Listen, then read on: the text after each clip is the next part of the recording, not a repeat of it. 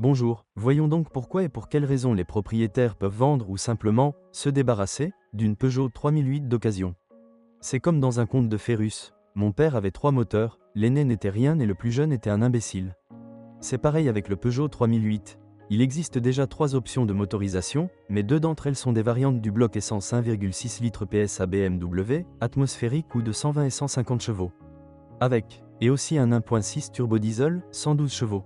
Et s'il n'y a pas de question sur le moteur diesel, sauf qu'il suffit à peine, et qu'il y a un stupide robot à commutation éternelle, alors le 1.6 turbo, comme le montrent les critiques des propriétaires, est une sorte d'anti-légende. La plupart de ces moteurs, 1,6 TNR, ont subi une brûlure d'huile, un étirement de la chaîne de distribution, une usure du rotor de turbine et une usure rapide des arbres à cames en raison d'un fonctionnement en mode manque d'huile, voire brûlure d'huile, ci-dessus. Il suffit de dire que l'histoire a vu plus d'un moteur de ce type avec une révision déjà effectuée à 40 000 km. Rares sont ceux qui ont vécu jusqu'à 100 000 ans. Soyez donc mentalement préparés au remplacement, chaîne de distribution avec tendeur. Joint de couvercle de soupape. Jeu de joint de tige de soupape. Arbre à cames. Dans ce contexte, la nécessité de supporter le robot nerveux de la version diesel ne semble plus si effrayante. Eh bien, ça tire et tire, c'est grave. Mais ne changez pas les bagues racleurs d'huile avec bouchon.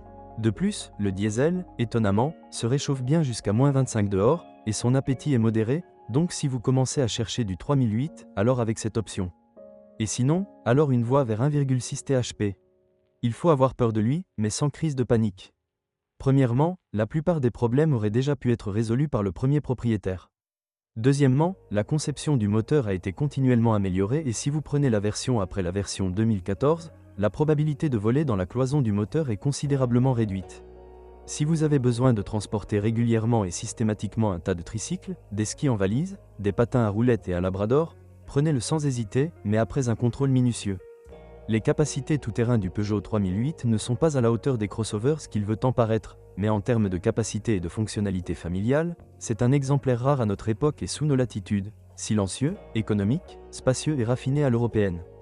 En mouvement. Bonjour les amis. Vous cherchez une voiture d'occasion? Vous devez prêter attention au site web carm.pro. Carm.pro est grand catalogue de voitures, moteurs, boîtes de vitesse. Et le meilleur, c'est que vous pouvez trouver des informations sur les pannes de n'importe quelle pièce. Complètement gratuit. Allez sur le site web carm.pro et découvrez tous les éventuels points faibles des voitures d'occasion.